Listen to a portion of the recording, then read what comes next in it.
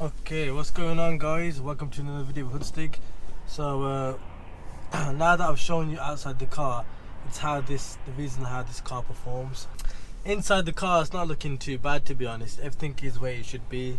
The gear's a bit rough right here, bit of roughness here, but apart from that, all the electrics work, all the dials work, you know, all the fans work. I mean, these are the little things that contribute to the value of the car. But anyway, this was supposedly a donor car, and like I said, £800. What can go wrong?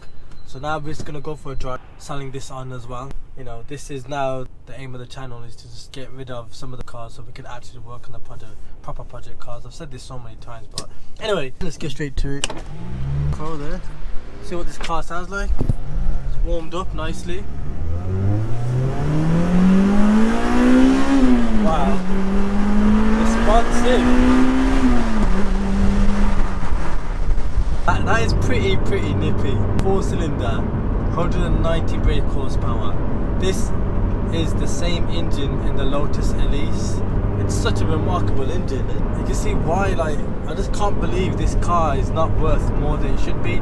But I truly believe that this car's value will shoot up, because you're not going to get these cars anymore. Very identical to the Type R K20 engine.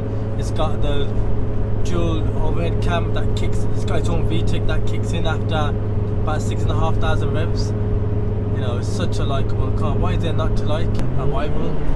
NST.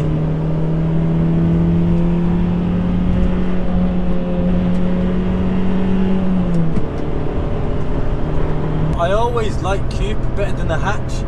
Hatch always have like a thing where it could just topple over, or the balance of the car is a bit, but a coupe, it just grips better. That's what I believe, that's what I think. It's more like a go-kart, you know. Is he going for it? Is he going for it? No, he's probably not. ST doesn't want the smoke. The most favourite thing about this car is, look, feel very low to the ground. Feel the lightness as well, like I can chuck it wherever I want. But it's really easy to maintain. It's super reliable. It's just 4 cylinders, simple engine. You can access it all very easy, and there's not much to go wrong with these cars. Like, I promise you, like, with my experience, we'll see how this car's like in a nice little turn here. The BMW 335D, I believe. Wow, this car is pretty good. Pretty nice. We got ourselves a 335i or 335D, I believe. That car would murk the Celica any day of the week. But he's going for it though. Wow, he is pretty quick. He is really quick. I'm not. He is pretty quick.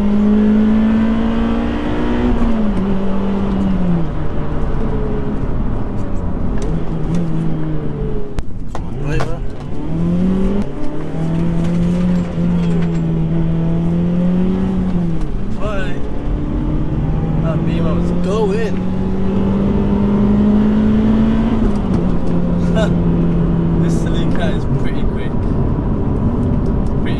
Good job. So we just took it straight to the B roads, because I think that's where I can actually test the car and how the car drives. So we're on the B roads now, national speed limit, so you know what time it is. Put the window down a bit so we can hear some sounds. Let's just stop it here so we can just do a standstill. Floor's a bit mucky. Let's see what he drives like. Oh, bit of dip power. Let's go. VTEC.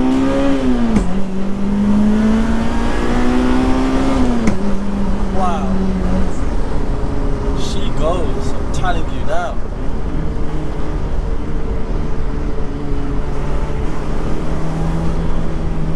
Powerful.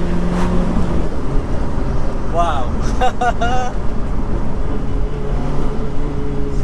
The noise, the humming, this car's got character. VTEC.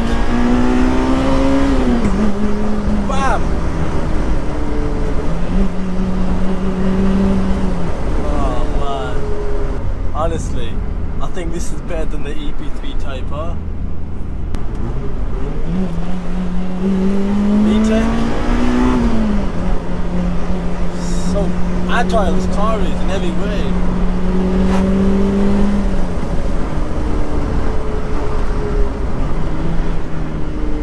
This car is amazing. I love it.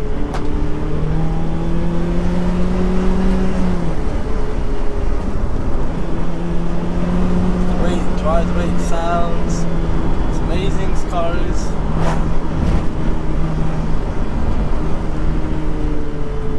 I'm not even in VTEC yet. Let's go. Woo! Yeah! This car is so good. It handles so well. Like you just seen yourself. That rev takes a while though. Like when you're not in the VTEC, it's not that quick. But then when you get it right, second gear, 4,000, 6,000. Now you can actually hear that engine just roar into something else. Second gear, VTEC.